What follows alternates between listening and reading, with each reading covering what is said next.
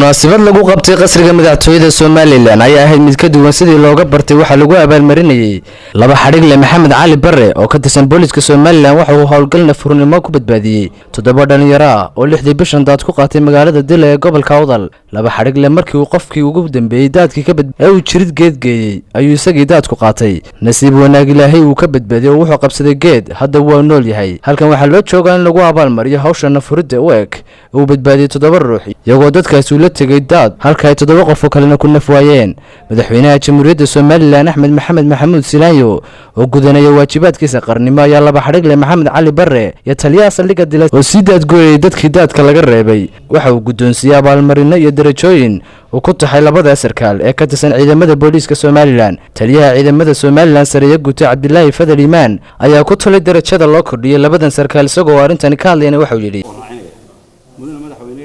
marka ugu horeysa waxaan kaaga mahad celinayaa sida had iyo jeer uga nugushay ciidanka booliska iyo guud ahaan ciidamada qalabka sida oo ah kuwa qaranka Soomaaliland iyo bulshada reer Soomaalilandba ay ku fadhiyaan ilaalinta nabadgelyadooda waxaa mas'uuliyadda ciidanka booliska kamid ah inay si degdeg ah ugu gurmadaan marka ay yimaadaan masiibooyinka dabiiciga ah sida duufaanada dabka iyo daadadka iyo wixii la mid ah madaxweyne waxaa xusid mudan in 6 bisha afraad 2016 abaaro 6 maqribnimo waxa daadad ku soo jabeen meherada ku yaala degmada Dila ee gobolka Awdal waxa si geesinimo leh ugu gurmaday samarkaada naftooda u horay inay 7 qof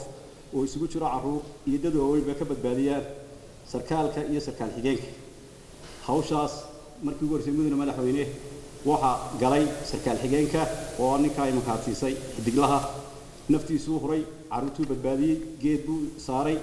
isagoo guriga kii ugu dambeeyay markuu saaru geedkii saaray ayaa isagii daad ku dhuftay isagii baa khatar galay basi wanaag waxa wax Ilaahay looga mahad celiyaa uu badbaaday xidigluhu oo taliixeenka saldhigga Dilana uu soo gurmado markii dambe la daad guriyay wasiirka madaxtooyada Soomaaliland oo la yaaban howlgalka furnimo ee fuliyeen saraakiishan ayaa isna halkaas ka hadlay aan jirin amar lagu siiyay inay daad ka galaan iyo inay dadkaas wada bixiyaan waa go'aan geesinimo leh oo iyagu ay dadkoodii bulshadii ay amnigooda ka shaqeynayeen ay garashadooda adeegtay madaxweynaha jamhuuriyadda inuu siiyo abaalgud iyo darajo labadaba inuu isugu daro taasoo lagu niyad gelinayo iyagana loogu abaalgudayo ciidamada kalena lagu guwaabinayo sidoo kale madaxweynaha jamhuuriyadda Soomaaliland arrintan taliyuhu xusay waxaan u hambalyeynaa labada sarkaal marlabaadka waxaan u hambalyeynaa dhammaan ciidamada booliska Soomaaliland hawlgallada nabadgelyada iyo ammaanka ay adkeynayaan habeen iyo maalinba ay u jireen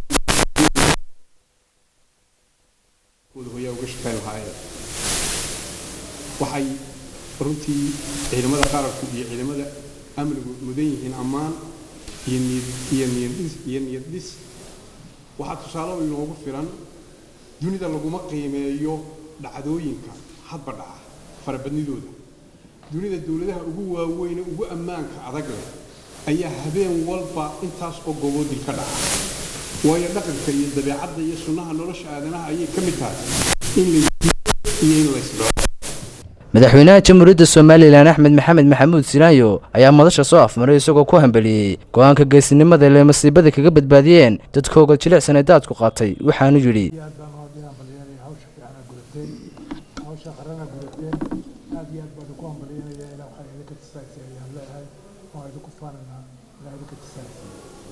dhacdadan iyo abaalmarintan ayaa noqonaysa mid qaranimo karti iyo geesinimo huwan oo wax weyn ka bedelaysa dareenka bulshada Soomaaliland iyadoo lagu hambalyeynayo isla markaana lagu xusayo howlgalka furnimo ee fuliyeen labadan sarkaal Xamse Axmed Ismaan Xamsabri TV-ga Kalsan magaalada Hargeysa